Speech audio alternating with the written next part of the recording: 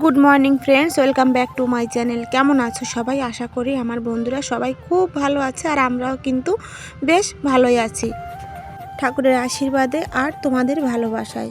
ভালো তো আছি, কিন্তু বেশ কিছুদিন ধরে তোমাদের সঙ্গে ব্যস্ততার কারণে আমি ভিডিও শেয়ার করতে পারছি না। ছোট্ট একটা ভিডিও আজকে তোমাদের সঙ্গে শেয়ার করলাম, তাও 2 দিনের ভিডিও একসঙ্গে আর কি। তোমরা অবশ্যই ভিডিওটা সম্পূর্ণ দেখো, আশা করি তোমাদের একটু হলেও ভালো লাগবে। সকালবেলা দেখো রান্নার জোগাড়যন্ত্র করে নিয়েছি, রান্নাও কিন্তু বসিয়ে দিয়েছি। বাঁধাকপির ঘন্ট করব, বাঁধাকপি ভাজি আর কলই শাকের ঘন্ট।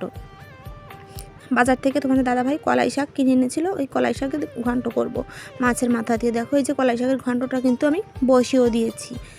আর এই যে দেখো একটু ভাজা ভাজা করে এখানে দিয়েছি ধনে আর জিরে বাটা দিয়ে মাছের মাথাটা ভালো করে ভেজে নিয়েছি। তারপর কলাই শাকটা দিয়ে একটু নাড়াচাড়া করে যখন কমে এসেছে তখন আমি দেখো অল্প একটু জল দিয়ে মানে আতপ চালের গুঁড়া জলের সঙ্গে মিশিয়ে তারপর দিয়ে দিলাম।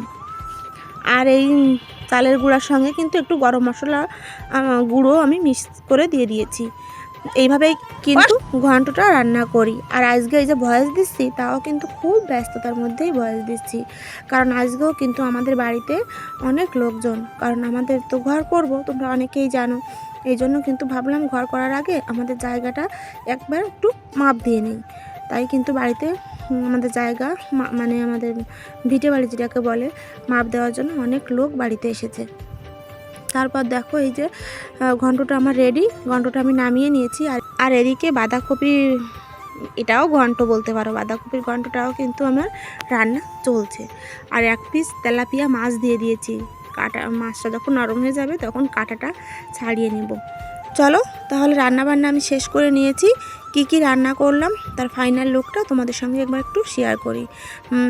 কলাই শাকের ঘন্টটা কিন্তু খেতে দারুণ হয়েছিল। আর জানি না কেন, দেখো আমি জানি না ফোনটা কিভাবে ধরেছিলাম, ভুলে গেছি। ভিডিওটা আমার এভাবেই হয়ে গেছে। যাই হোক, তোমরা একটু ম্যানেজ করে নিও। আর এই যে বাঁধাকপির ঘন্ট, আর এদিকে রান্না করেছি আমবলি শাকের টক। এটাতেও কিন্তু 1 পিস তেলাপিয়া মাছ দিয়ে দিয়েছি। আর এদিকে দেখো চলছে আমাদের বাড়িতে ইট ভাঙার কাজ। ইট ভাঙার মেশিন এসেছে, এই জন্য কিন্তু আমি আজকে না সারাদিন আমার মাথাটা যন্ত্রণা করেছে।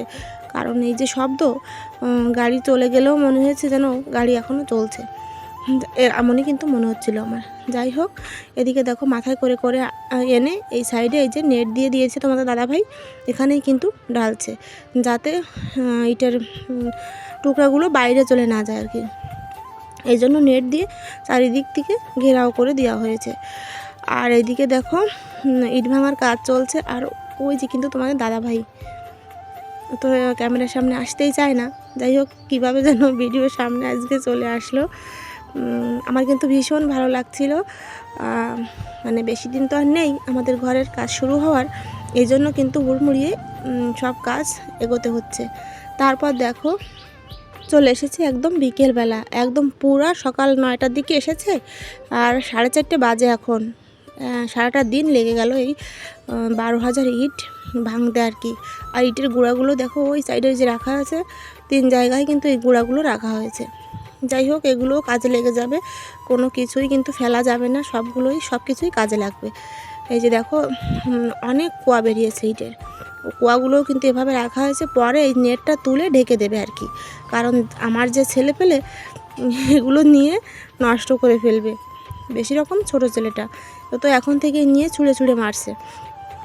যাই হোক, এদিকে আবার রান্নাও করতে হবে। আর দেখো তোমাদের দেখাই, এই যে একটা সিমেন্টের চুলো কিনে এনেছে, কারণ এই যে দেখো ইটের কুয়াগুলো তো রাখতে হবে, এই কারণে এই জায়গায় যে চুলোগুলো ছিল তোমার তো জানতে আগে থেকেই, ওই চুলাগুলোতে কিন্তু গরুর খাবার জাল করা হতো, সেই চুলাগুলো তো ভেঙে ফেলা হয়েছে।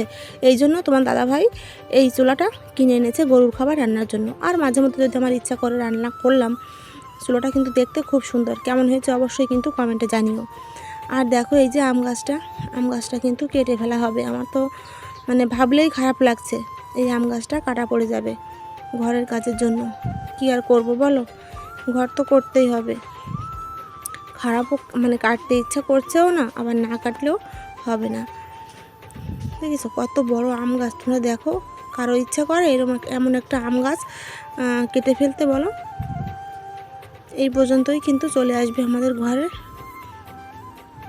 এই জন্য আম গাছটা কাটতে হবে। এই জন্য তোমাদের একটু ভালো করে দেখাচ্ছি আম গাছটা, যে কত বড় একটা আম গাছ দেখো। এই আম গাছটা আমাদের এখন কেটে ফেলতে হবে। আর কিভাবে করব ঘর সেটাও তোমাদের আমি বলে দিচ্ছি। মানে কিভাবে বলতে, ঘরের প্ল্যানিংটা আর কি। আমাদের ঘরে হবে 4টে বেডরুম, একটা কিচেন, 2টো বাথরুম, আর ড্রয়িং তো আছেই। এটুকুই আমি জানতে পেরেছি আর কি। আর তাই তোমাদের সঙ্গে শেয়ার করলাম। আস্তে আস্তে সব কিছু তো তোমাদের বলবোই, তোমাদের জানাবো, কিন্তু আমি তো টাইম পাচ্ছি না ভিডিও করার, এই জন্য সব কিছু শেয়ার করতেও পারছি না। যাই হোক, আস্তে আস্তে তোমাদের সব কিছু জানানোর চেষ্টা করব আমি। তোমরা সঙ্গে থেকো আমার, আর আমি একদিন পর পর ভিডিও দেওয়ার চেষ্টা করছি। আর কোথায় আমার ঘরটা হবে সেটাও তোমাদের একটু দেখাই। দেখো আজকে শুক্রবার, আজকেই এই ভিডিওটা আমার যাবে। দেখো এই যে এই মাত্র এই যে মানে আমাদের জায়গাটা মেপে এই মাত্র সব লোকজন চলে গেল। আর সঙ্গে সঙ্গে কিন্তু তোমাদের দাদাভাইও আগে থেকে পিলার কিনে এনে রেখেছিল, সঙ্গে সঙ্গে কিন্তু পিলার দিয়ে দিয়েছে। আর বাইরে কিন্তু অনেক লোকজন, আমি ভয়েস দিচ্ছি, প্লিজ তোমরা একটু ম্যানেজ করে নিও। জানি না আমার ভিডিওতে কপিরাইট আসবে কিনা।